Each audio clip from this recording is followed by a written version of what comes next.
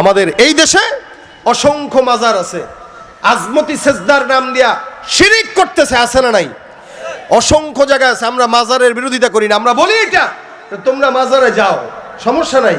তোমরা যদি মাজারে তোমার বাবার কবর জিয়ারত করতে যাও সেটা ভিন্ন হিসাব, কিন্তু বাবাকে আসমানে উঠায়া আল্লাহর কাছে নামায়া বাবার দরবারে যে সেজদা করা, সন্তান চাওয়া, সম্পদ চাওয়া, ধন সম্পদ চাওয়া কোন ইমানদারের কাজ হতে পারে না। এটা কাফের আর মুশরিকদের কাজ হতে পারে, ঠিক কিনা জোরে কর।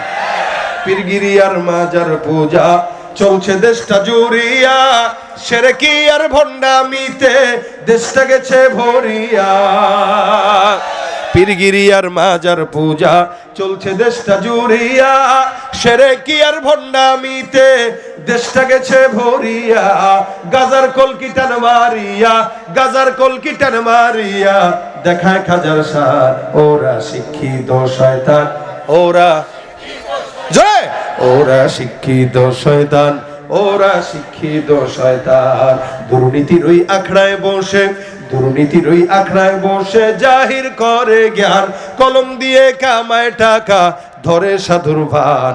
ওরা শিক্ষিত শয়তান, ওরা শিক্ষিত শয়তান, ওরা শিক্ষিত শয়তান, ওরা শিক্ষিত শয়তান। ঠিক না?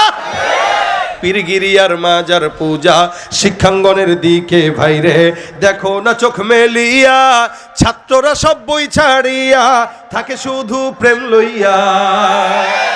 শিক্ষাঙ্গনের দিকে ভাইরে দেখো না চোখ মেলিয়া, ছাত্ররা সব বই ছাড়িয়া থাকে শুধু প্রেম লইয়া।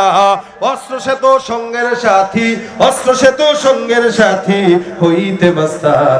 ওরা শিক্ষিত শয়তান, ওরা শিক্ষিত শয়তান, ওরা শিক্ষিত শয়তান, ওরা। যেখানে যাই ভেজালেতে ভরে গেছে দেশটায়, ব্যবসায়ীরাও রাতারাতি কালো টাকায় হাত রাঙায়।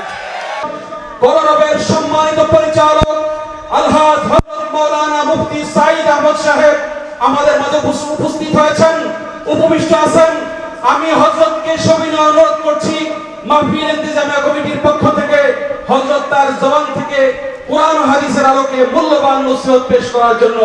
এই পর্যায়ে আপনাদের সম্মুখে কোরআন ও হাদিসের আলোকে অত্যন্ত গুরুত্বপূর্ণ তাকরীর পেশ করবেন আলহাজ হযরত মাওলানা মুফতি সাঈদ আহমদ সাহেব দামাত বরকাতুহুল আলিয়া।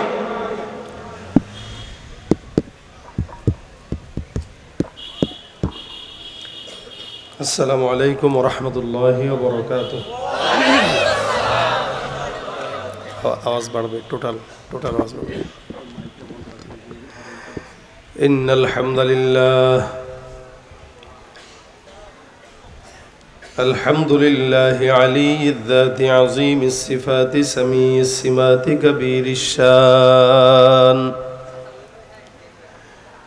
جليل القدر رفيع الذكر مطاع الأمر جليل البرهان فخيم الاسم عزيز العلم وسيع الحلم كثير الغفران ونشهد أن لا إله إلا الله وحده لا شريك له ونشهد أن سيدنا وسندنا وحبيبنا وحبيب ربنا وطبيب قلوبنا ومولانا محمدا عبده ورسوله صلى الله عليه وعلى آله وأصحابه وبارك وسلم تسليما كثيرا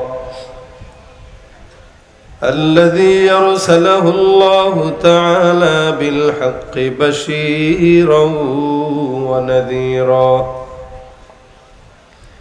وداعيا إلى الله بإذنه وسراجا منيرا أما بعد فأعوذ بالله من الشيطان الرجيم بسم الله الرحمن الرحيم فقلت استغفروا ربكم إنه كان غفارا وقال النبي صلى الله عليه وسلم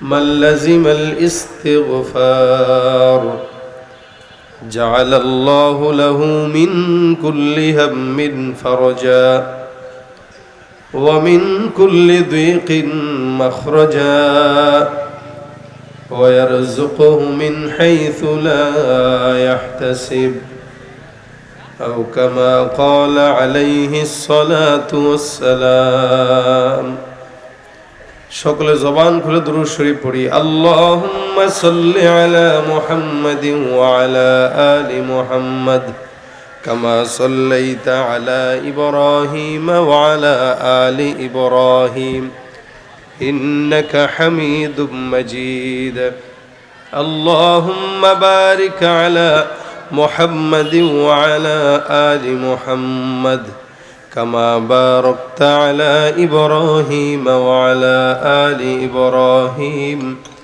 إنك حميد مجيد আওয়াজ দিয়া বলেন আলহামদুলিল্লাহ ডানে বামে সামনে পিছনে আওয়াজ দিয়া নারায়ে তাকবীর কোনো সমস্যা নাই তো মোটামুটি আপনাদের এই যে এলাকা এই এলাকায় আমরা অতীত বছরগুলোতে দেখেছি বিশেষ করে পাবনা নাটোর কুষ্টিয়া এই অঞ্চলগুলোতে অধিকাংশ মাহফিলগুলোতেই অতীতে যারা ক্ষমতায় ছিল তারা বাধা প্রদান করে বন্ধ করে দিত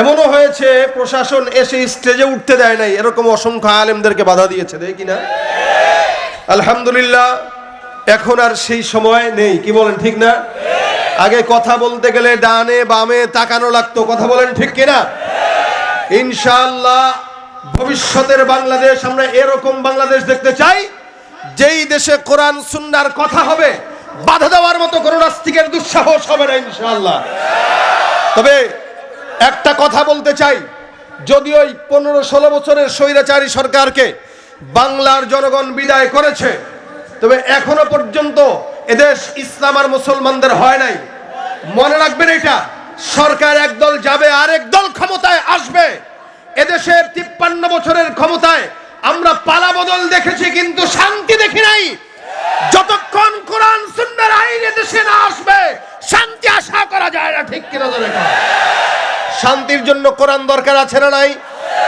কোরআনের জন্য জীবন দেওয়া লাগলে দিতে রাজি আছেন তো ইনশাআল্লাহ ভয় পাবো কাকে আসবে বিজয় রক্ত আর জীবনের বিনিময় আসবে বিজয় রক্ত আর জীবনের বিনিময় বিপ্লব মানে জীবন দেয়া বসে থাকা নয় সে কোনদিন আসবে না রে করো যদি ভয় বিপ্লব মানে জীবন দেয়া বসে থাকা নয় সে কোনদিন আসবে না রে করো যদি ভয় ঠিক কিনা লড়াইয়ের ওই ময়দানেতে যেতে তোমাকে হবে প্রয়োজনে সব রক্তটুকু জমিনেই ঢেলে দেবে লড়াইয়ের ওই ময়দানেতে যেতে তোমাকে হবে প্রয়োজনে সব রক্তটুকু জমিনেই ঢেলে দেবে তবুও তোমায় লড়তেই হবে মানিবে না পরাজয় তবুও তোমায় লড়তেই হবে মানিবে না পরাজয়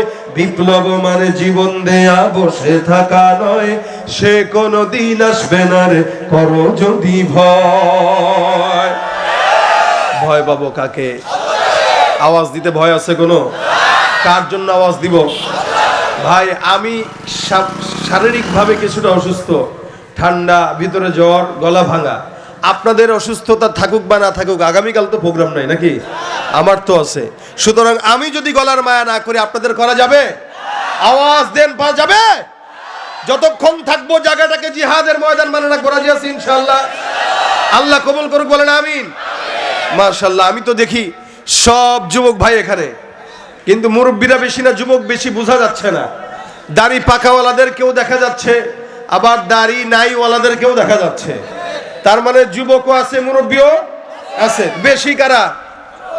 আসলেই কারা কারা যুবক আছেন হাত তুলে দেখান।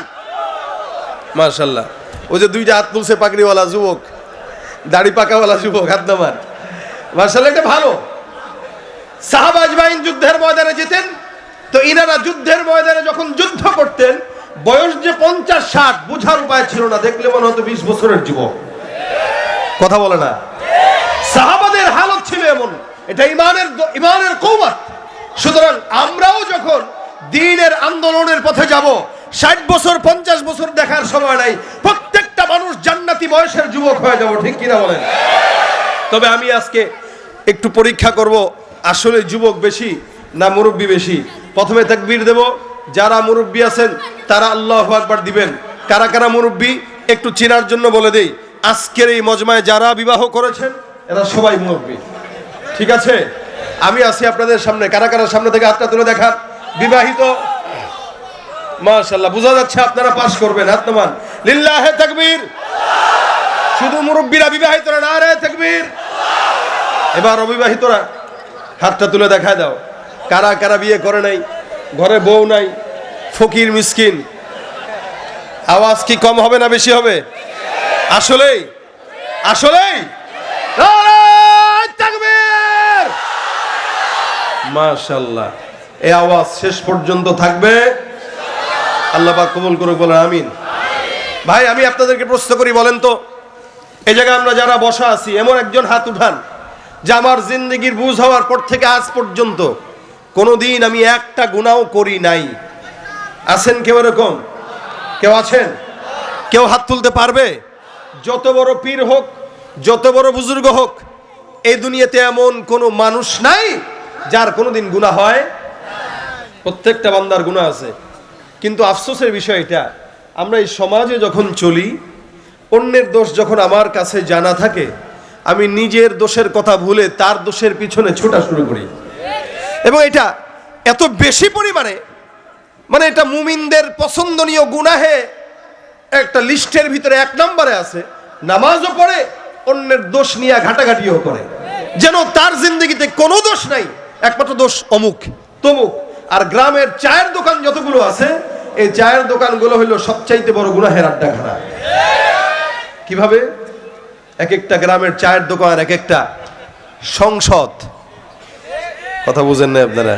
কি সংসদ? এখানে বসে বসে আইন পাস হয়, কোন বেটা কে কেমন। আর চায়ের দোকানে চা উঠানোর টাকা নাই, বিস্কুট উঠানোর টাকা নাই, 32 ইঞ্চি টিভি লাগানোর টাকা শয়তান তারে ঠিকই দিছে। ওইটা নিয়ে বসে আর দেখে আর করে, ভাই হুজুর কি কয়ে গেল, ওই চেয়ারম্যান কি করলো, এমপি কি করলো, মেম্বার কি করলো, মাদ্রাসার মুহতামিম গতকাল কি করেছে, সব নিয়ে খোঁচাখুচি। নিজের তলায় দোষের অভাব নাই, আরেকজনের দোষ তালাশ করার জন্য ব্যস্ত। অথচ এটা যদি নিজের ব্যাপারে চিন্তা করতো, আমি আমার ব্যাপারে চিন্তা করি, হাসিবু ক্বাবলা আন তুহাসাবু। প্রত্যেকের উচিত দুনিয়ার জমিন থেকে যাওয়ার আগেই নিজের হিসাব নিজের মিটানো। আমি যখন আমার হিসাব মিলাবো, তো কবরের হিসাবটা আমার জন্য সহজ হয়ে যাবে। কি ঠিক না? আপনি চাকরি করেন, আপনার নেতা যখন নাকি দোকানের সব হিসাব রাত্রিবেলা 1 মাস পরে মালিককে দেওয়া লাগে, তো 1 মাসের হিসাব আপনি সুন্দর করে গোছানোর জন্য রাত দিন 24 ঘন্টা খাটেন। তো দুনিয়ার মানুষের সামনে যদি হিসাব দেওয়ার জন্য আপনার মনের পেরেশানি এতটুকু থাকে, কবরের হিসাব যখন আল্লাহ পাক নিবে, সেই হিসাবটা কতটুকু পেরেশানিতে দেওয়ার দরকার ছিল, উচিত ছিল দুনিয়াতেই আপনার হিসাব প্রতিদিন আপনি মিলান, যেন কবরের হিসাবটা আসানের সঙ্গে হয়ে যায়। কিন্তু আমরা দুনিয়ার হিসাব মিলাই না, অন্যের হিসাবে ব্যস্ত। কেউ নাই এরকম যে বলতে পারবে আমার গুনাহ নাই। শুধুমাত্র নবীরা, সাহাবীরা, তাবেঈরা, এদেরকে আল্লাহ পাক নিজ গুণে ক্ষমা করে দিয়েছেন। সুবহানাল্লাহ, আল্লাহ পাক নবীদেরকে নিষ্পাপ বানিয়েছেন। সাহাবীরা আল্লাহর উপর সন্তুষ্ট, আল্লাহ তাদের উপর সন্তুষ্ট। নবী করিম সাল্লাল্লাহু আলাইহি সাল্লাম বলেন, হাই যারা সাহাবী, যে সমস্ত সাহাবী আমাকে দেখেছে, অথবা ওই সমস্ত লোক যারা আমাকে দেখেছে অথবা আমাকে দেখেছে এদেরকে দেখেছে, অর্থাৎ তাবেঈ, আল্লাহ পাক এদেরকেও জান্নাত দিয়ে দিবেন। সুবহানাল্লাহ। তাহলে সাহাবী, নবী রাসূল এবং তাবেঈ এরা দামি জাত, এদেরকে আল্লাহ মাফ করে দিবেন ইনশাআল্লাহ। আল্লাহ মাফের ঘোষণা করেছেন। এরপরে যারা আছে এই পর্যন্ত প্রত্যেকটা বান্দার কম আর বেশ গুনাহ আছে না নাই? ভাইরা আমার, এরপরেও অন্যের দোষ নিয়ে আমরা তালাশ করি। নামাজ পড়তেছি, নামাজ শেষ, বাস গীবতে লেগে গেলাম। জিকির করতেছি, জিকির শেষ, তো গীবতে লেগে গেলাম। যেই মজমাই বলেন, প্রত্যেকটা মজমা গীবত ছাড়া যেন জমেই না, হালতটা এরকম। এই জন্য আল্লাহ পাক রব্বুল আলামিন বান্দাকে গুনাহমুক্ত জিন্দেগি গঠনের কথা বলেছেন। নবী করিম সাল্লাল্লাহু আলাইহি ওয়াসাল্লাম গুনাহমুক্ত জিন্দেগি গঠনের কথা বলেছেন। প্রত্যেকটা বান্দা যেহেতু গুনাহ আছে, একদম আকাবির আসলাফ বলেন যা বলেন, হ্যাঁ আকাবিরদের গুনাহ কম, আমাদের গুনাহ একটু বেশি। আমাদের বুজুর্গারে দিন যারা ছিল তারা আমাদের মতো ফিতনা কি পেয়েছে বলেন তো? এ বর্তমান সময় যেই ফিতনা, ডিজিটাল যুগ, আমাদের অতীতে আমরা দেখেছি ডিজিটাল বাংলাদেশ দিয়েছে কে? অমুক। মোবাইল দিয়েছে কে? অমুক। ইন্টারনেট দিয়েছে কে? অমুক। আমি বলবো এই দেশটাকে নোংরা বানিয়েছে কে? অমুক। ঠিক কিনা জোরে কোন? যারা দেশকে ডিজিটাল বলেছে, এদেশ নোংরামির চরম পর্যায়ে তারাই নিয়েছে, অন্য কেউ দায়ী নয়। নারীদেরকে স্বাধীনতার নামে রাস্তায় নামানো হয়েছে, নারীদেরকে উলঙ্গ করে বেহায়াপনার দিকে ঠেলে দেওয়া হয়েছে, যুবকদের হাতে ইন্টারনেটের নামে অশ্লীলতা দেওয়া হয়েছে। তো সুতরাং এর দায় কে নিবে? তাদেরকেই নিতে হবে। এজন্য জামানা যত সামনের দিকে যাবে, মানুষ তত জাহান্নামের দিকে আগাবে। জামানা যত পিছনের দিকে, মানুষ তত জান্নাতের নিকটে। এ কথা আমার নয়, স্বয়ং আল্লাহ পাক কোরআনে বলেছেন। জোরে বলেন সুবহানাল্লাহ। আল্লাহ পাক বলেছেন, والسابقون السابقون أولئك المقربون في جنات النعيم سلة من الأولين وقليل من الآخرين। আমার আল্লাহ পাক রব্বুল আলামিন বলেন, খুব বুঝবেন, যেই পয়গম্বর হাবিব মুহাম্মদুর রাসূলুল্লাহ সাল্লাল্লাহু আলাইহি ওয়াসাল্লাম জমিন থেকে বিদায় হয়েছে 1450 বছর হয়ে গেল। মনে রাখবেন, যেই বান্দা রসুলের থেকে যত নিকটে, ওই বান্দা জান্নাতের তত নিকটে। তার মানে আজকে থেকে 100 বছর আগে যেই বান্দা জন্মগ্রহণ করলো, ওই বান্দাটা আমার চাইতেও 100 বছর আল্লাহর রসুলের নিকটবর্তী হওয়ার কারণে ওই বান্দাটা জান্নাতের নিকটবর্তী হয়ে গেছে। রসুলের থেকে জামানা যত পিছনে, মানুষ তত জাহান্নামী। এ মুসলমান নবীর উম্মত। কারণ কি? আমি যেই ফিতনা পেয়েছি, ওই ফিতনাটা আমার আকাবিররা পায় নাই। আমি যেই জামানা দেখেছি, ওই জামানা আমার বাপ দাদারা দেখে নাই। এ মুসলমান, এই কারণে আজকের বাচ্চা যে জন্মগ্রহণ করলো, আর আগামী 2 দিন পরে যেই বাচ্চারা জন্মগ্রহণ করলো, 2 দিন পরের জন্মগ্রহণ করা বাচ্চার থেকে আজকের বাচ্চাটা 2 দিন হলেও আল্লাহ রসুলের নিকটই। আমার আল্লাহ পাক রব্বুল আলামিনের পয়গম্বরের নিকটবর্তী যারা, আল্লাহ বলেন ওরাই তো জান্নাতি। আল্লাহর নিকটবর্তী ওরাই তো জান্নাতি। এ মুসলমান, যদি অতীতের কথা বলি, আমি আমার দাদা বাবা, আপনাদের খালা খালু, চাচা চাচি, মা বাবা, দাদা দাদি, নানা নানের কথা যদি বলি, দেখবেন আগের সময়, আজ থেকে 20-30 বছর আগের কথা যদি বলি, গ্রামগঞ্জে মা বোনরা যখন কোনো পরপুরুষকে দেখতো, মা বোনরা পরপুরুষকে দেখার সাথে সাথেই গাছের আড়ালে চলে যেত, অথবা রাস্তা থেকে নেমে পুকুরের পাড়ে দাঁড়িয়ে যেত। এ ভাইরা আমার, আগের কালের জামানা যদি বলেন, কোন আলেম, কোন মুরব্বী যদি রাস্তা দিয়ে হেঁটে যাইতো, কোন যুবক যদি সাইকেল চালায় যাইতো, সাইকেল থেকে নেমে রোডের মধ্যে দাঁড়ায় সালাম দেওয়া শুরু করতো।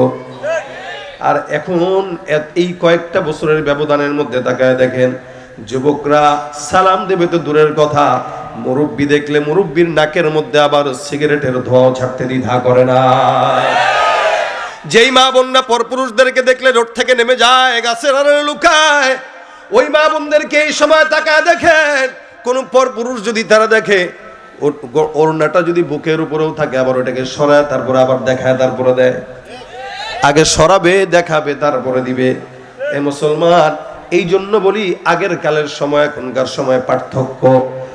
এ মুসলমান, 4 বছর, 5, 10 বছর, 20 বছর, 30 বছর আগে গ্রামগঞ্জের কথা যদি বলেন, আপনার দাদা দাদি, নানা নানি প্রতিদিন সকালবেলা সূরা ইয়াসিন তেলাওয়াত না করে কেউ একদম কাজের মধ্যে হাত দেওয়াটা বরকত মনে করতো না। সকালবেলা সূরা ইয়াসিন তেলাওয়াত করে তারপরে ঘরের কাজে হাত দেয়। বিকাল বেলা সূরা ওয়াকিয়া তেলাওয়াত করে তারপরে ঘরের কাছে যায়। এ মুসলমান, প্রত্যেকটা বান্দা সকাল বিকাল দুপুর রাত তেলাওয়াত করতো। এ মুসলমান, এই কত দিনের ব্যবধানে এখন তাকায় দেখেন তেলাওয়াতের নাম গন্ধ নাই। কোরআন ঘরের মধ্যে আছে কিন্তু ময়লাযুক্ত কোরআন। এই যে কোরআনটা রেখে দিয়েছে, রমজান মাস আসলে নামায় না, সারা বছর নামায় না, এমন হয় ঘরের মধ্যে কোরআন আছে, ওই মুসলমান ঘরের মধ্যে টিভিটা আনলো, ওই টিভিটা রাখার জন্য কোরআনটা অন্য ঘরে নিয়ে যায়, টিভিটাকে সুন্দর করে ঢেকে দেয়, কিন্তু কোরআনটা ধুলায় ধুলোড়িত হয়। আল্লাহ পাক রব্বুল আলামিন জমিনের মধ্যে বান্দার কতটুকু অবস্থা এরকম হালত করে দিয়েছেন। অল্প কিছু দিনের ব্যবধানের কথা বললে, আপনার আমার ছোট্টবেলায় যদি আপনি আপনার ইতিহাসটা, স্মৃতিটা একটু মনে করে দেখবেন, প্রতিদিন সকালবেলা যখন ঘুম থেকে জাগতেন, আমি আমার কথা যদি বলি, আমার মা বাবা, আমার সন্তান, আমরা সন্তান হিসেবে সকালবেলা যখন ঘুম থেকে জাগতাম, মা বাবার কোরআন তেলাওয়াতের আওয়াজে আমাদের ঘুম ভাঙতো। বাবা তেলাওয়াত করতো, মা তেলাওয়াত করতো, অথবা মা জিকির আজকার করতো। সকাল 7টা 8টার দিকে যখন ঘুম ভাঙে, তাকায় দেখতাম মা বাবা তেলাওয়াত করতেছে, তেলাওয়াতের আওয়াজটাই আগে কানে আসতো। আর বর্তমান সময়ের বাচ্চাদের ঘুম ভাঙে মা বাবার নগ্ন ইউটিউব আর ফেসবুকের নোংরা আওয়াজে। তাহলে জামানা কতটা পরিবর্তন, শিখবে কোথায়? এই কারণে আগের কালের মানুষদেরকে গালি না দিয়ে জান্নাতি হওয়ার চেষ্টা করেন। আল্লাহ পাক রব্বুল আলামিন বলেন, উলাইকাল মুকাররাবুন ফি জান্নাতিন নাঈম সুল্লাতুম মিনাল আউয়ালিন ওয়া কলিলুম মিনাল আখিরিন। জামানা যত নিকটে আল্লাহর নিকটে, মানুষ যত পিছনে, জামানা যত সামনে, মানুষ তত জাহান্নামের পিছনে। এ মুসলমান, এই কারণে আল্লাহ পাক রব্বুল আলামিন বান্দাকে গুনাহ করবে এটা তো আল্লাহ পাক নিজেও জানে। প্রত্যেকটা বান্দার গুনাহ আছে, আপনার আমার গুনাহ আছে। আল্লাহর কসম, গুনাহ যদি আপনার আমার প্রকাশ পেয়ে যাইত, একটা বান্দাও কোনোদিন আয়নার সামনে চেহারায় বান্দা মুখ দেখতো না, সন্তানের সামনে বাবা কোনোদিন দাঁড়ানোর দুঃসাহস করতো না, আমার মতো একজন নাখান্দা বান্দাও আপনাদের সামনে বয়ান করার দুঃসাহস করতো না। আল্লাহ পাক রব্বুল আলামিন আমাদের গুনাহটাকে গোপন রেখে দিয়েছেন, আমাদের মা বাবার গুনাহটাকে আমাদের সামনে পর্দা দিয়ে দিয়েছেন। এ মুসলমান, শুধু তাই নয়, হাদিস শরীফে আল্লাহর রাসূল সাল্লাল্লাহু আলাইহি ওয়াসাল্লাম বর্ণনা করেন, কোন ঈমানদার বান্দা মান সাতারাহুল্লাহু মুসলিমা সাতারাহুল্লাহু ইয়াউমাল কিয়ামা, কোন মুমিন যদি আরেকজন মুমিন বান্দার গুনাহটাকে গোপন রেখে দেয়, আমার আল্লাহ পাক কিয়ামতের ময়দানে ওই বান্দার দোষটাকেও গোপন করে দিবেন। আল্লাহ পাক নিজেও দোষ গোপন করেন, এইজন্য সাত্তার। আল্লাহ পাক নিজেও দোষ গোপন করেন, আরেকজনকে দোষ গোপন করার জন্য বলেন, খবরদার, জমিনের মধ্যে অসংখ্য বান্দারা গুনাহ করবে, তবে তোমরা কোনো বান্দা যদি কোনো বান্দার গুনাহের হালত জানো, কেউ কাউরে বলবা না। আমি আপনি কত গুনাহ করেছি, বালিশের সঙ্গে মাথাটা লাগাইলে আমাদের সামনে স্পষ্ট প্রমাণ হয়ে যায়। জীবনে এমন এমন গুনাহ আছে যে এই গুনাহটা কাউকে বলার মতো না, মালিক আল্লাহ পাক রব্বুল আলামিন ছাড়া কেউ জানে না। এ মুসলমান, এই কারণে প্রত্যেকটা বান্দার উচিত নিজের গুনাহের হিসাব নিজের মিলানো। আল্লাহ পাক এমন একজন যার কারণে বান্দা এত গুনাহ করার পরেও আসমানের মালিক আল্লাহ পাক রব্বুল আলামিন বান্দাকে সুন্দর করে জানায় দেন, লা তাকনাতু মির রাহমাতিল্লাহ, তুমি তোমার মালিকের রহমত থেকে নিরাশ হও না। বলেন তো, জমিনের মধ্যে এমন চমৎকার ঘোষণা কোনো নেতা দেয় কিনা, কোনো বাবে দেয় কিনা, পীর দেয় কিনা? কোনো বাবার সামনে সন্তান যদি 1 বার 2 বার 3 বার 10 বার পর্যন্ত ভুল করে, 10 বার ক্ষমা করলেও 12 বারের বেলায় ক্ষমা করে না, বাবা ত্যায্য পুত্র ঘোষণা করতে বাধ্য হয়ে যায়। কিন্তু আসমানের মালিক বান্দা কোটি কোটি কোটি বার যদি গুনাহ করে, আল্লাহ পাক ঘোষণা দিয়া বলেন, আলা মিন মুস্তাগফির, এমন কোন চানেওয়ালা আসো চাও, আমি আল্লাহর কাছে চাইতে দেরি, ক্ষমা করতে দেরি করি না। জোরে বলেন সুবহানাল্লাহ ওয়া বিহামদি। সেই মালিককে আরো জোরে বলেন কে? ডাকলে শুনে কি শুনে না? রেডিয়া আল্লাহ। আল্লাহ পাক রব্বুল আলামিন এমন একজন কুদরতুল রব, যেই বান্দা বান্দাকে বারবার ডাক দেয়া বলে, হে মুমিন, আমি আল্লাহ পাক রব্বুল আলামিন তোমার জন্য আসমানে এসে ডাক দেয়া বলি, বান্দা গুনাহ যত বড় হোক, আমি আল্লাহ পাক রব্বুল আলামিন আলামিন বললাম জমিনের সব বান্দা ঘুমায়, আমি আল্লাহ পাক ঘুমাই না। এলাকার মধ্যে চেয়ারম্যান ঘুমাইলে এলাকা চলে কি চলে না? মেম্বার ঘুমাইলেও এলাকা চলে, এমপি ঘুমাইলেও এলাকা চলে। রাষ্ট্রের প্রধান যদি পলায়া ভারত চলে যায় তাও বাংলাদেশ চলে। এ মুসলমান, আল্লাহ যদি একটু জিমানি দেয় চলে কি চলে না? চলে। এই জন্য আল্লাহ পাক বলেন আল্লাহু লা ইলাহা ইল্লা হুয়াল হাইয়ুল কাইয়্যুম লা তাখুযুহু সিনাতুন ওয়ালা নাওম। আল্লাহ পাক ঘুম তো দূরের কথা, তন্দ্রাচ্ছন্ন যদি এক সেকেন্ডের জন্য হতো এই দুনিয়া টিকতো নি? কি মনে হয় টিকতো? এই কারণে আমার আল্লাহ পাক রব্বুল আলামিন বলে, বান্দা জমিনের মধ্যে এমন কেউ নাই যেই বান্দা আপনাকে ডাকবে আর বলবে আমার কাছে চাও। আর ডাকবে তো দূরের কথা, এত বছর পর্যন্ত যাদের গোলামি করলেন, যখন পলায় গেল আপনাকে দেখেও নাই, বলেও নাই, নিয়েও যায় নাই। কথা কয় না? নিয়ে গেছে, বলে গেছে, অটোমেটিক চলে গেছে। এটাই হলো দুনিয়ার মানুষের হাল। দুনিয়ার মানুষকে বন্ধু বানাবেন, এই বন্ধুত্ব স্বার্থ যতক্ষণ থাকবে টিকবে, স্বার্থ নাই টিস্যুর মতো ব্যবহার করে ফেলে দিবে। কথা বলে না?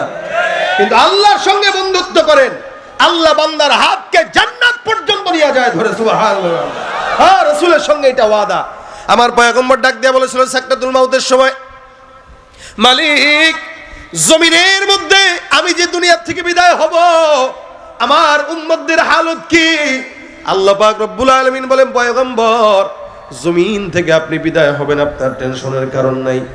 আপনার উম্মত যারা আপনাকে মানবে, আমি আল্লাহর গোলামি করবে, এই সমস্ত বান্দাকে আপনার অবর্তমানে একা ছাড়বো না।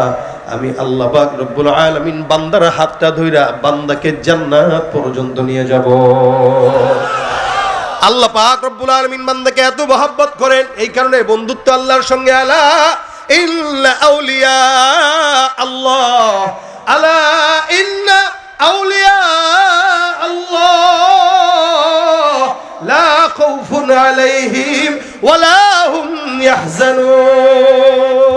বন্ধুকে তুমি পারো করতে মোচন অভাব দুঃখী লোকের, তুমি পরম মুক্তিদাতা মালিকে জগতের।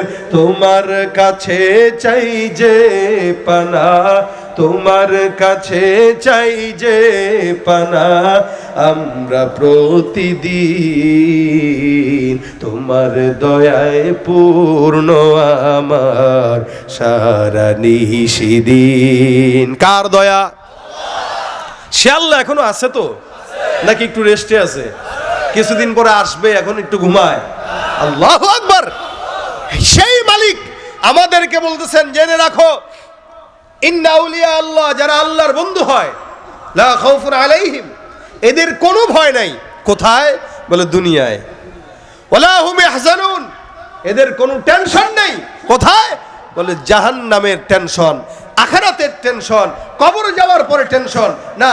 দুনিয়াতে তো ভয় থাকবেই না, আর দুনিয়া থেকে যাওয়ার পরেও কবরে কোনো টেনশন থাকবে না। জোরে কয় না আল্লাহু আকবার। কাকে বন্ধু বানাইলে? আল্লাহকে বন্ধু বানাইলে লস না লাভ? জোরে বলে লস না লাভ? এই জন্য আল্লাহ পাক রব্বুল আলামিন বলে, বন্ধু বানাইবা আল্লাহকে, খবরদার ইহুদি নাসরাকে বন্ধু বানাও না। লা তাত্তাখিদুল ইয়াহুদা ওয়ান নাসারা আউলিয়া বাদুহুম আউলিয়া বাদ। আমাদের দেশে কিছু মানুষ আছে যারা ধর্ম যার যার উৎসব সবার এই সমস্ত কথা বলে ইহুদি নাসারাকে বন্ধু বানায়। কথা কয় না? আছে না নাই? ইহুদিদেরকে বন্ধু বানায়, নাসারাকে বন্ধু বানায়। আমার আল্লাহ পাক ডাক দিয়া বলে, না না, ইহুদি নাসারা কোনোদিন তোমাদের বন্ধু হয় না। এরা ওদের বন্ধু, তারা তাদের বন্ধু, তোমরা তোমাদের বন্ধু। বর্তমানের হালত হইল মুসলমান মুসলমানের দুশ্মনী বাড়ায় আর বন্ধুত্ব লাগায় সব ইহুদি নাসারা নাস্তিকের সাথে। ঠিক কিনা ভাইরা আমার? আল্লাহ পাক রব্বুল আলামিন এত আশার বাণী শোনায় বলেন, লা তাকুনাতু মির রাহমাতিল্লাহ, নিরাশ হয়ে যাবে না। গুনাহ যতই হোক না কেন, খবরদার, আমি আল্লাহ একজন আছি বান্দা ক্ষমা করার জন্য। আল্লাহর হাবিব সাল্লাল্লাহু আলাইহি সাল্লাম ঘটনা বর্ণনা করে, বনি ইসরাইলের জামানার ঘটনা, মুসা পয়গম্বরের ঘটনা। উনার এলাকায় একজন লোক ছিল, একটা নয়, দুইটা নয়, তিনটা নয়, 100টা খুন করছে। কয়টা? প্রথমত 99টা খুন করলো। এই বান্দা 99টা খুন করার পর আল্লাহর বান্দার মাথার মধ্যে একটা চিন্তা আসছে, এতগুলা বছর এতগুলা মানুষরে খুন করলাম, জমিনের মধ্য থেকে একদিন তো বিদায় হওয়া লাগবে, ক্ষমা তো একজনের কাছে চাওয়া দরকার। অনুমতিতে আসছে। আচ্ছা বলেন তো, আপনারা কেউ 100টা খুন করছেননি? কেউ করেন না, আলহামদুলিল্লাহ। করলেও বলবে না, 100টা তো করবে না, হয়তো দু একটা করছে রাজনৈতিক কারণে, নেতারে মানতে যায় পরের দলের নেতার একটা কর্মীরা মেরে ফেলছে, এটা হয় না? আমাদের দেশে তো এখন মৃত্যু 1 টাকার জন্য হয়, সিএনজি ভাড়া 2 টাকার জন্য মারামারি লেগে একজন একজনকে হত্যা করে, আছে না নাই? এ হলো হাল। ভাইরা আমার খুব বুঝেন, 99টা খুন করার পরে গেল এক আবেদের কাছে যায়, বলে ভাই আল্লাহর কাছে একটু ক্ষমা চাইতে চাই, মালিক কি মাফ করবে কিনা, 99টা খুন করলাম। আবেদ ডাক দেয়া বলে, মাথা নষ্ট হয়ে গেছে বেটা, 99টা খুন করছিস, পাগল কোথাকার, যা, ক্ষমা নাই, আল্লাহ পাক এত সোজা না যে তোমার মাফ করবে। বেচারা বিদায় করে দিল, ভাই ক্ষমা নাই, ক্ষমা নাই। এই বান্দাটার মেজাজ গরম, কি করবে? আল্লাহর বান্দাটা পকেটের মধ্যে চাকু, চিন্তা করলো নিজে যেহেতু ক্ষমা পাবো না, তোর মতো বেঈমানরে রাখা দরকার নেই। চাকুটা বের করছে, পেটের মধ্যে ঢুকাই দিছে, শেষ। আগে ছিল 99টা, এখন হইছে কয়টা? 100, সেঞ্চুরি হয়ে গেছে। আল্লাহর বান্দা কি করবে? এখন মাথার মধ্যে টেনশন, 99টা ছিল, এখন একটা বাড়ছে, মানে 100টা। দৌড়াইতে দৌড়াইতে একজন আলেমের কাছে যায়, আলেমের কাছে যায় ডাক দেয়া, বলো ভাই 100টা খুন করছি, বলো মাওলা ক্ষমা করবে কিনা। আলেম ডাক দিয়া কয়, নিশ্চয়ই কোনো বান্দার গুনাহ যদি পাহাড় সমান হয়ে যায়, বান্দার গুনাহ যেখানে শেষ, আসমানের মালিকের রহমত সেখান থেকে শুরু। এটাই হলো আলেম আর আবেদের মধ্যে তফাৎ। ফাদলুল আলিমি আলাল আবিদি কাফাদলি আলা আদনাকুম। যত বড় বুজুর্গ হন, যদি ইলম না থাকে, 1000 আবেদ একজন আলেম বরাবর হয়ে যায়। সুবহানাল্লাহ। এজন্যই তো মাদ্রাসা, আলেম বানানোর জন্য। নিজের ইচ্ছায় হাদিস কিতাব পড়াই আলেম হওয়া যায় না, এই চিন্তা বাদ দেওয়া লাগবে।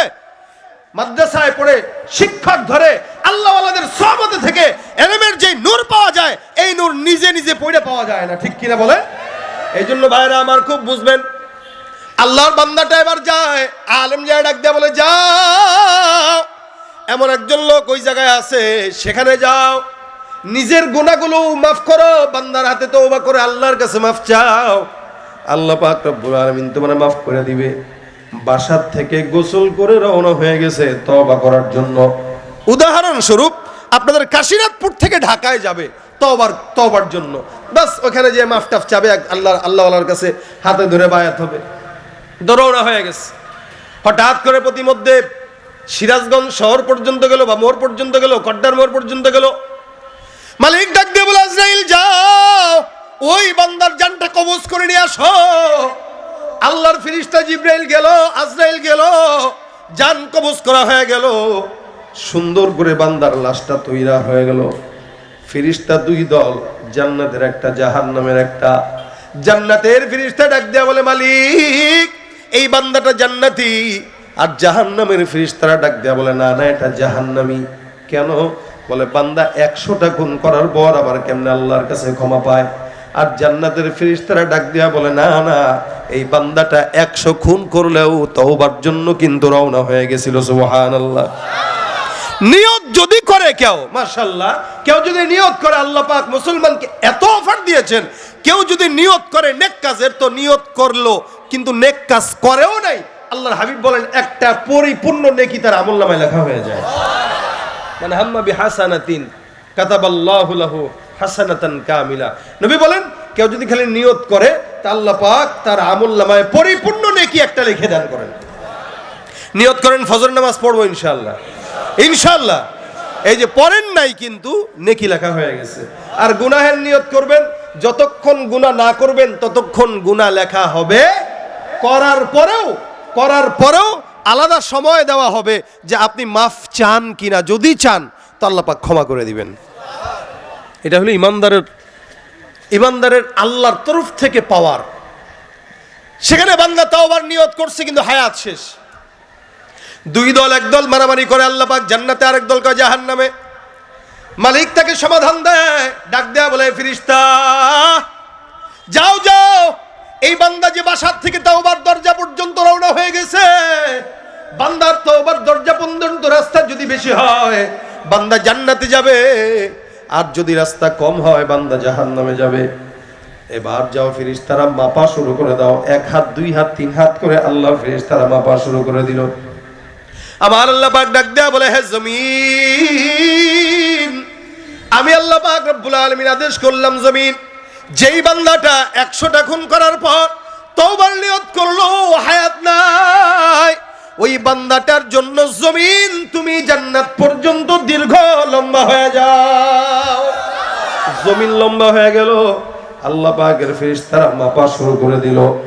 মাপতে মাপতে মাপতে মাপতে তাকায় দেখে বান্দার জান্নাতের রাস্তা পর্যন্ত লম্বা দীর্ঘ রাস্তা হয়ে গেছে। আল্লাহ পাক ডাক দেয়া বলে, এই রাস্তা কোন দিকে লম্বা? আল্লাহর ফেরেশতারা বলে, আল্লাহ বান্দার রাস্তা তো জান্নাতের দিকে লম্বা। আল্লাহ পাক ডাক দেয়া বলে, যাও যেদিকে রাস্তা বেশি বান্দাকে ওদিকেই নিক্ষেপ করে দাও, অর্থাৎ এই বান্দার জন্য আমি আল্লাহর তরফ থেকে পুরস্কার হিসেবে আমি জান্নাত দান করে দিলাম। এটা বনি ইসরাইলের এক সাধারণ 100 খুনের অধিকারী এক ব্যক্তির ঘটনা। যদি বনি ইসরাইলের কোন ব্যক্তি 100 খুন করার পরেও তওবা না করে নিয়ত করার কারণে আল্লাহ জান্নাত দিতে পারে, আমি তো আখেরি জামানার পয়গম্বর মুহাম্মদুর রাসূলুল্লাহ সাল্লাল্লাহু আলাইহি ওয়াসাল্লামের উম্মত, মাফ আমরা পাবো না তো পাবে কে? জোরে বলেন ঠিক কি না? মাফ পাবো তো ইনশাআল্লাহ। শর্ত আছে। আমার আল্লাহ পাক ডাক দেয়া বলেন, ফাকুলতু আস্তাগফিরু রাব্বাকুম ইন্নাহু কানা গাফফারা। এ বান্দা, আমি তওবা করতে বললাম। কোন ইমানদার বান্দা যখন তওবা করে, আল্লাহ পাক রব্বুল আলামিন বলেন, তোমরা তোমাদের রবের কাছে তওবা করো, নিশ্চয়ই তোমাদের রব তোমাদেরকে ক্ষমা করে দিবেন। সুবহানাল্লাহ। 1000 গুনাহ পয়গম্বর বলেন, কোন ইমানদার বান্দা যদি একবার পড়ে আস্তাগফিরুল্লাহ রাব্বি মিন কুল্লি যামবি ওয়া আতুবু ইলাই, আল্লাহর নবী ডাক দিয়া বলেন, একবার ইস্তেগফার করার কারণে বান্দার সমুদ্রের ফনা পরিমাণ যদি গুনাহ হয়, আমার আল্লাহ পাক রব্বুল আলামিন ওই বান্দার গুনাহ সব মাফ করে দিবেন। একবার যদি কেউ ইস্তেগফার পড়ে, একবার, আমার আল্লাহ পাক ডাক দিয়া বলেন, ফাকুলতু আস্তাগফিরু রাব্বাকুম, বেশি বেশি তোমরা তোমাদের রবের ইস্তেগফার করো। বলেন আস্তাগফিরুল্লাহ, আরো জোরে আস্তাগফিরুল্লাহ। ফাকুলতু আস্তাগফিরু রাব্বাকুম, তোমরা তোমাদের রবের কাছে ইস্তেগফার করো। কোন না আল্লাহ পাক রব্বুল আলামিনের কোন ইমানদার বান্দা যখন ইস্তেগফার করে, আল্লাহ পাক রব্বুল আলামিন ওই বান্দাকে ইস্তেগফারের মরণ দান করে দেয়। সুবহানাল্লাহ। এ ভাইরা আমার, হাসান আল বসরি রাহমাতুল্লাহ আলাইহি বহুত বড় একজন বুজুর্গ।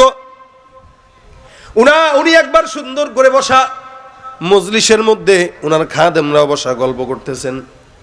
খুব বুঝবেন, প্রতিমধ্যে একজন বান্দা তার ঘরের মধ্যে ঢুকে ডাক দিয়া বলতেছে, হুজুর আমার গুনাহ হয়ে গেছে, এমন এমন গুনাহ করছি আপনাকেও বলা যাবে না, কাউকেও বলা যাবে না, আমি আর আমার মাওলা জানি।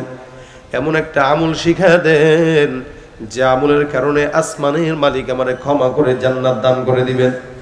হাসান বসরি ডাক দেয়া বলে, যাও যাও বাসায় যা সুন্দর করে বেশি বেশি পড়বা আস্তাগফিরুল্লাহ আস্তাগফিরুল্লাহ আস্তাগফিরুল্লাহ, এটা পড়বা বেশি বেশি। যাও, আমল দেয়া দিল, গুনাহ মাফের জন্য আমল কি দিল বলেন তো? আস্তাগফিরুল্লাহ। আবার আরেকজন আসছে, এসে ডাক দেয়া বলে, হুজুর আসমান থেকে বৃষ্টি হয় না, আমাদের এলাকায় রোদ দুর্ভিক্ষ হয়ে গেছে, এমন কোন আমল শিখায় দেন যে আমলের কারণে আল্লাহ পাক আসমান থেকে বৃষ্টি দিবে। হাসান আল বসরি ডাক দেয়া বলে, যাও বেশি বেশি ইস্তেগফারের আমল করো, আসমান থেকে বৃষ্টি আসবে। প্রথম জন যে গুনাহ মাফের জন্য আসলো, তাকেও বললো ইস্তেগফার পড়ার জন্য। দ্বিতীয় যে বৃষ্টি হওয়ার জন্য আসলো, তাকেও বললো কি? ইস্তেগফার। আবার আরেকজন লোক ঢুকলো, ডাক দেয়া বলতেছে, হুজুর আমার সম্পদের অভাব, টাকা পয়সা নাই, বিপদের মধ্যে আছি, বউরে খাওয়াইতে পারি না, এমন কোন আমল শিখা দেন যে আমলের কারণে আল্লাহর কাছে সম্পদের মালিক হতে পারবো, বলতে পারবো। হাসান বসরি ডাক দেয়া বলে, যাও যাও বেশি বেশি ঘরের মধ্যে ইস্তেগফারের আমল চালু করে দাও, তুমিও পড়বা, তোমার বিবিকেও বলবা। 3 জন 3 ঝামেলা নিয়ে আসলো, 3 জনকেই বললো ইস্তেগফার পড়ার জন্য। 4 নাম্বার আরেকজন বান্দা আসলো, ডাক দেয়া বলতেছে, হুজুর সন্তান নাই, এমন একটা আমল শিখায় দেন যেন আল্লাহ পাক রব্বুল আলামিন সে আমলের বরকতে সন্তান দান করে। আমাদের দেশে তো সন্তান যদি কারো না হয় সোজা চলে যায় খাজা আর মাজারের মধ্যে, ঠিক কিনা জয় কর। মাজারে যায়, বাবার কাছে সেজদা যায়, সেজদা দিয়া তারপরে সন্তান চায়। আবার কেউ কেউ আছে সোজা ডাইরেক্ট বাবার কাছে বউ নিয়ে হাজির হয়ে যায়, বাবা অনেক দিন বিয়া করলাম, সন্তান টন্তান হয় না, একটা সন্তান দেন। বাবাও সেই কোয়ালিটির, আস্তে করে হাইসা হাইসা কয়, আরে পাইছি ব্যাকল একটা, ও ঠিক আছে সন্তান হবে। বিবিরে আমাদের এই খানকায় 1 মাসের এতেকাফে রেখে যাও খাজার দরবারে। আর বাবার মাজারে যদি বিবিকে এতেকাফে রাখা হয় আর পরে যদি সেই সন্তান হয়, বুঝতে হবে ওই সন্তান আপনার না, আপনার বাবার, ঠিক কিনা জোরে কর। এই খাজার দরবারে বাবার কাছে যায় সেজদা দেওয়া যাবে? সন্তান চাওয়া যাবে?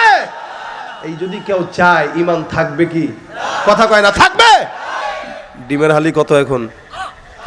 হ্যাঁ, তাহলে দেখেন মুরগি যদি জানতো যে যেটা ফ্রি পারি এটা নিয়ে এত রাজনীতি, ও তো দুঃখে কষ্টে পাড়া বন্ধ করে দিত ভাই।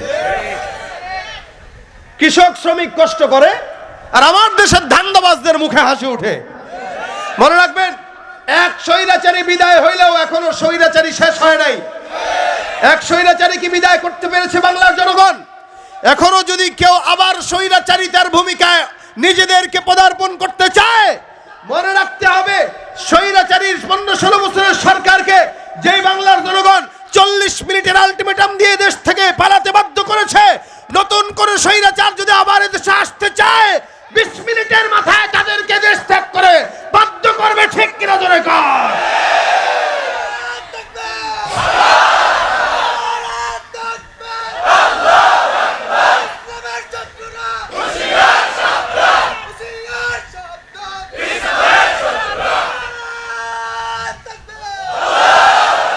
যেখানে যাই ভেজালেতে ভরে গেছে দেশটায়, ব্যবসায়ীরাও রাতারাতি কালো টাকায় হাত রাঙায়। ভেজাল থেকে বাঁচতে হলে, ভেজাল থেকে বাঁচতে হলে খোলা রাখো কান, ওরা শিক্ষিত শয়তান, ওরা শিক্ষিত শয়তান, ওরা শিক্ষিত শয়তান, ঠিক কিনা ভাইরা আমার? শিক্ষিত শয়তান এখনো সমাজে আছে না নাই? বহুত আছে, বহুত। এই দেশে এক সরকার যাবে, এক সরকার আসবে। মনে রাখবেন, ইসলামী আইন ছাড়া শান্তির স্বপ্ন দেখাটা বোকামি ছাড়া কিচ্ছু না। কথা ঠিক কিনা ধরে কোন? আলেম নামেও কত দেখো টাকার মোহে পড়িয়া, স্বার্থের পিছে দৌড়াইতেছে কোরআন হাদিস ছাড়িয়া।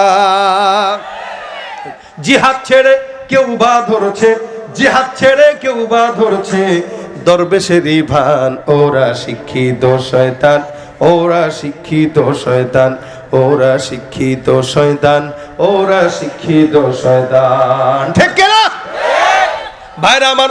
সন্তান চাইলে কার কাছে? সম্পদ চাইলেও কার কাছে? হাসান বসরির কাছে এসে ডাক দেয়া বলে, হুজুর সন্তান হয় না এমন কোন আমল শিখায় দেন। এই কিন্তু হুজুরের কাছে সন্তান চায় নাই, কি বলছে?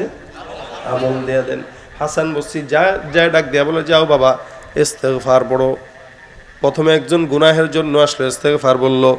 বৃষ্টির জন্য আসলো, ইস্তেগফার বলল। সম্পদের জন্য আসলো, ইস্তেগফার বলল। সন্তানের জন্য আসলো। আরেকজন ডাক দেয়া বলতেছে, হুজুর আমার ক্ষেতের মধ্যে ফসল নাই, এমন কোন আমল শিখায় দেন যে আমলের কারণে আল্লাহ পাক ক্ষেতের মধ্যে বরকত দান করবে। উনি ডাক দেয়া বলে, যাও যাও বেশি বেশি ইস্তেগফার করো। 5 জন আসলো, 5 জনকে একই আমল দিলেন। খাদেম ডাক দেয়া, হুজুর বুঝলাম না, আপনি কি আর কোনো আমল পারেন না? একটা আমল। তোর পীরের কাছে যদি 10 জন যায় বলে, আর 10 জনের যদি খালি একটা আমল দেয়, মানুষকে হুজুরে মনে হয় বেশি পড়ালেখা জানে না, একটাই শিখছে, এটা নিয়েই চালায় দেয় সব জায়গায়। হাসান বসরি হাসে আর বলে, কয় কেন?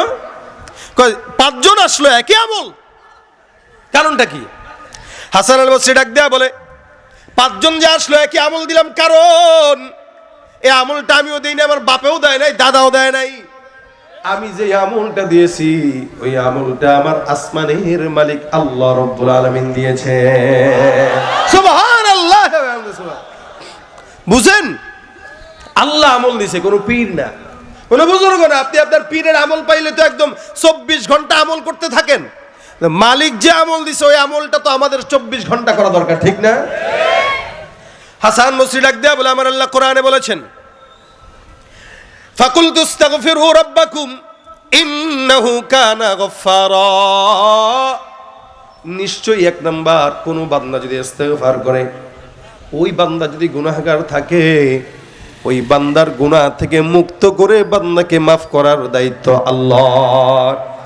এই জন্য আমার আল্লাহ বলেছেন, মুমিন গুনাহ হয়ে গেলে এক নম্বরে আমল কি বলেন? ইস্তেগফার।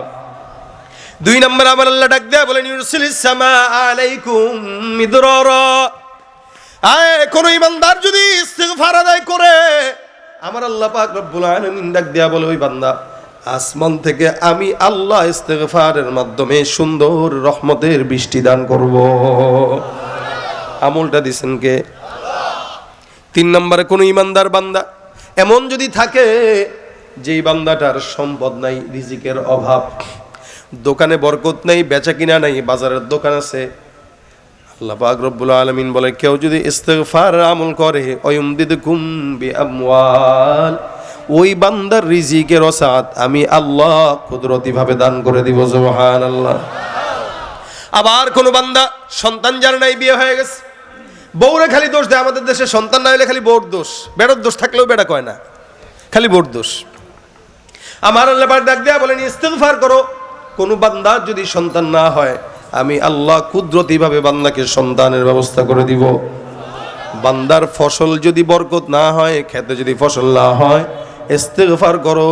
ওয়ায়ুমদিদকুম বিআমওয়ালিন ওয়া বানিনা ওয়া ইয়াজআল লাকুম জান্নাত ওয়া ইয়াজআল লাকুম আনহারা।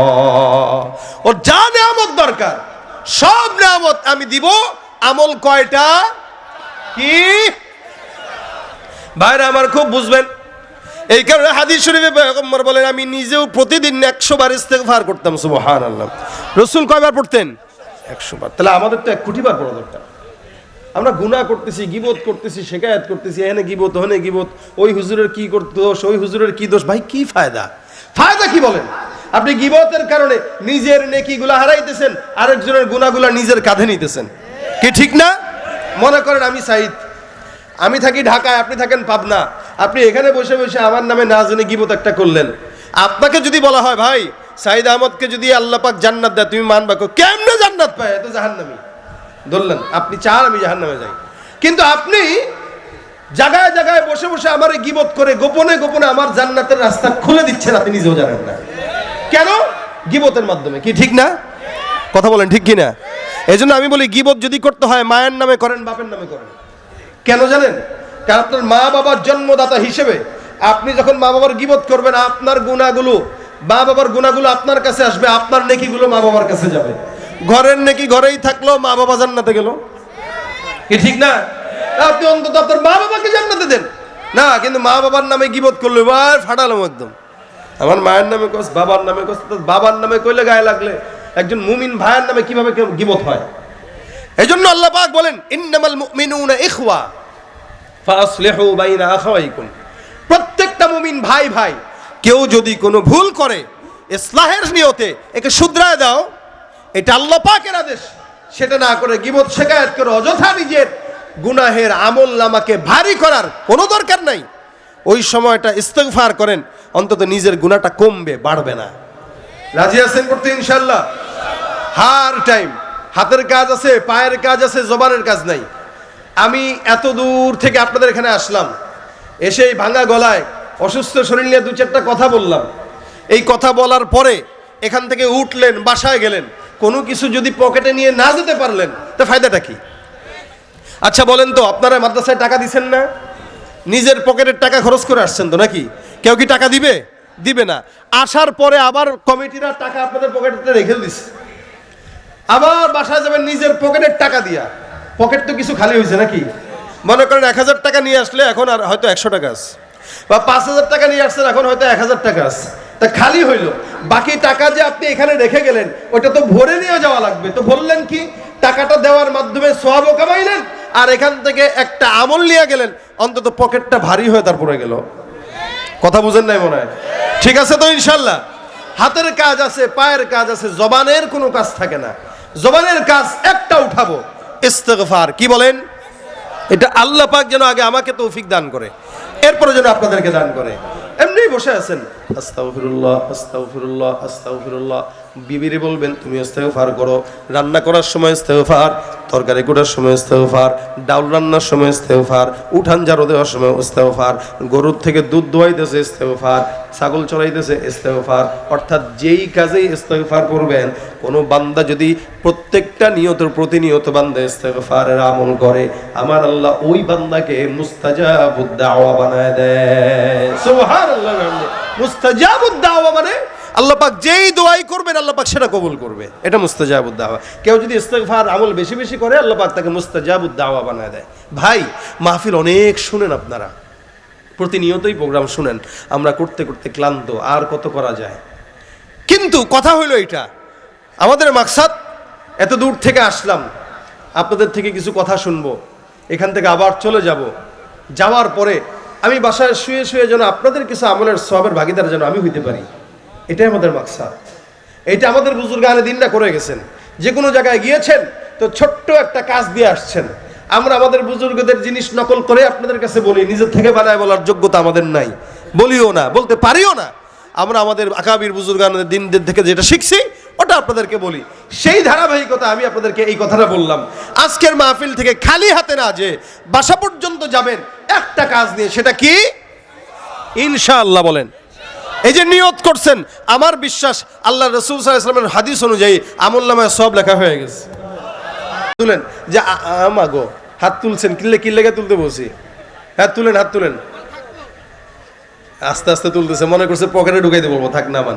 কেউ যদি এরকম থাকেন যে 1500 দিবেন, শেষমেশ একটু এখানে হাতটা উঠান যে আমি আছি, শেষমেশ প্রধান বক্তার হাতে একটু দিব। ভাই আমি গুনাহগার মানুষ, কিন্তু আমি মুসাফির। 1 নম্বর আমি মুসাফির, 2 নম্বর শারীরিকভাবে অসুস্থ। এই দুইটা কারণে আল্লাহ পাক আমার দোয়া কবুল করবে, এটা রাসূলের হাদিসের কথা। যেহেতু আমি মুসাফির মানুষ, আল্লাহ পাক দোয়া কবুল করে, তার উপর আমি অসুস্থ মানুষ। এখন আপনারা যদি কেউ এরকম থাকেন যে দিবেন, আমি মুসাফির হিসেবে দোয়া করব, মুসাফিরের দোয়া আল্লাহ কবুল করবে ইনশাআল্লাহ, এরকম কেউ থাকলে একটু দেন।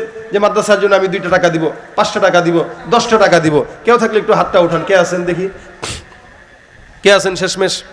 মাশাআল্লাহ। কি নাম মুরব্বী? হ্যাঁ, বিলাল হোসেন। কত? 1000। মাশাআল্লাহ। কই মহতামিম হুজুর? বিলাল সাহেব 1000। ওই যে ভাই কি নাম? কি নাম? রবিউল ইসলাম ভাই 500 টাকা। আলহামদুলিল্লাহ বলেন।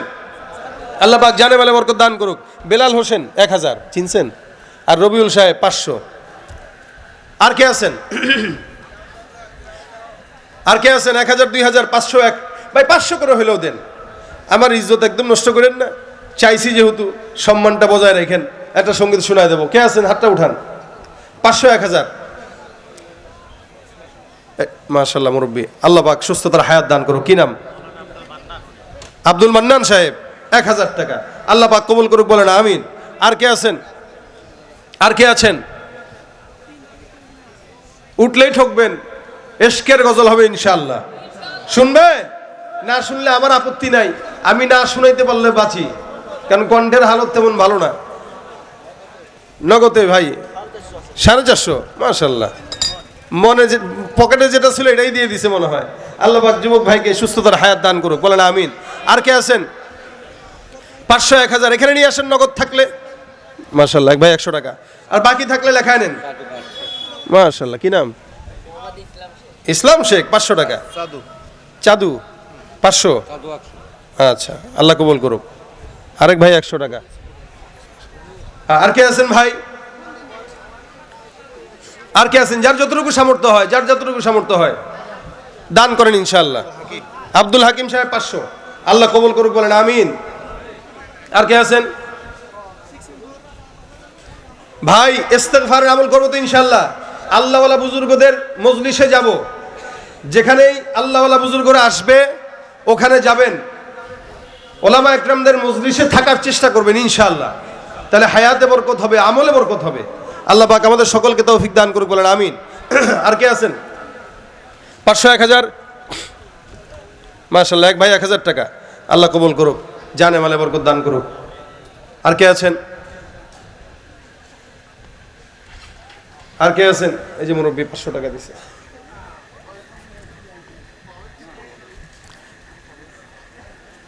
কি নাম ভাই? তাসনিম, নাসিম আক্তার। ও নাসিম আক্তার এক বোন 500 টাকা দিছে। আলহামদুলিল্লাহ, আল্লাহ কবুল। আর কে আছেন ভাই? আর কে আছেন? আর কেউ নাই? 500, 1000। আকবর প্রামাণিক 2000 টাকা। আলহামদুলিল্লাহ, আল্লাহ জানে মালে বরকত দান করুক। হালাল হারাম না মানিয়া কত টাকা করছো কামাই, এত টাকা রাখবা কোথায়, কাফনের তো পকেট নাই। হালাল হারাম না মানিয়া কত টাকা করছো কামাই, এত টাকা রাখবা কোথায়, কাফনের তো পকেট নাই। টাকা পয়সা লইয়া কি কেউ কবরে গেছে, কি জবাব দিবি রে তুই আল্লাহর কাছে। ওরে মানুষ হইছ বেহুশ দুনিয়ার পিছে, কি জবাব দিবি রে তুই আল্লাহর কাছে। আর কে আছেন? 500, 1000। সকলের জন্য দেওয়া হবে ইনশাআল্লাহ। এক ভাই 500 টাকা। আর কে আছেন? কেউ থাকলে এখানে নিয়ে আসেন, বাকি থাকলে কেউ নাম লেখায় নেন। আলহামদুলিল্লাহ। যারা, হ্যাঁ, আব্দুর রহমান বাবু 500 টাকা। আল্লাহ পাক কবুল করুক। সকলে মনে মনে ইস্তিগফার পড়ুন। আস্তাগফিরুল্লাহ রাব্বি মিন কুল্লি যামবি ওয়া আতুবু ইলাইহি, লা হাওলা ওয়ালা কুওয়াতা ইল্লা বিল্লাহিল আলিয়্যিল আযীম। আর কেউ আছেন? কেউ থাকলে এখানে নামটা উঠায় দেন আর মনে মনে ইস্তিগফার পড়েন। আস্তাগফিরুল্লাহ রাব্বি মিন কুল্লি যামবি ওয়া আতুবু ইলাইহি, লা হাওলা ওয়ালা কুওয়াতা ইল্লা বিল্লাহিল আলিয়্যিল আযীম। যারা দান করেছে, মহিলা প্যান্ডেল আছে, মা বোনদের যদি দিলটা নরম হয়, আমারও যদি অনেক মা বোনরা আছে মহব্বত করে, দিল থেকে আমাদের জন্য দোয়া করে, এরকম কেউ থাকলে মা বোনরা এখানে পাঠায় দেন ইনশাআল্লাহ। আল্লাহ পাক সুস্থতার হায়াত দিক দোয়া করব সকলের জন্য। আল্লাহ পাক সকলকে মাফ করুক। আজকের এই প্রোগ্রামে যারা কষ্ট মুজাহাদা করে আসছেন, আল্লাহ পাক প্রত্যেককে দিনদার বানায় দেখ। আরো জোরে কয় না আমিন? আরো জোরে বলেন আমিন। মাওলার ইশকে জলে আগুন, নিভাইলে যে নিভেলা পুরে পুরে, ছাই হইল এই যে পাগলের সিনা, পুরে পুরে ছাই হইল এই যে পাগলের সিনা। মাওলা তোমায় ভালো বেশে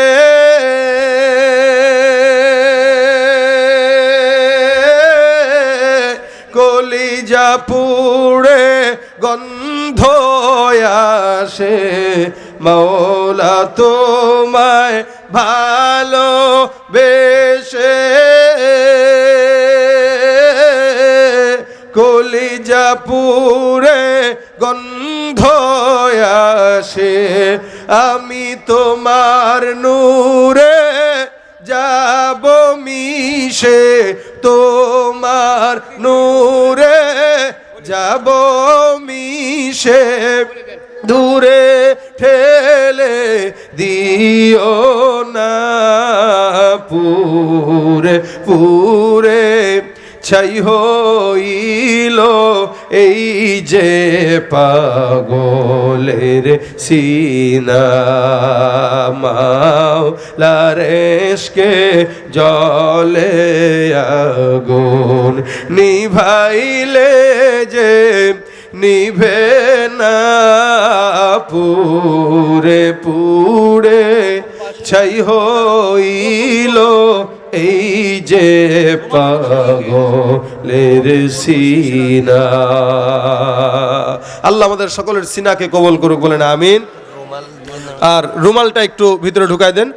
যারা রুমাল নিয়ে যাবে এদের কাছে যার যতটুকু সামর্থ্য হয়, 10 টাকা 20 টাকা। কই ছাত্র যায় না কেন? ওঠো, দ্রুত ওঠো।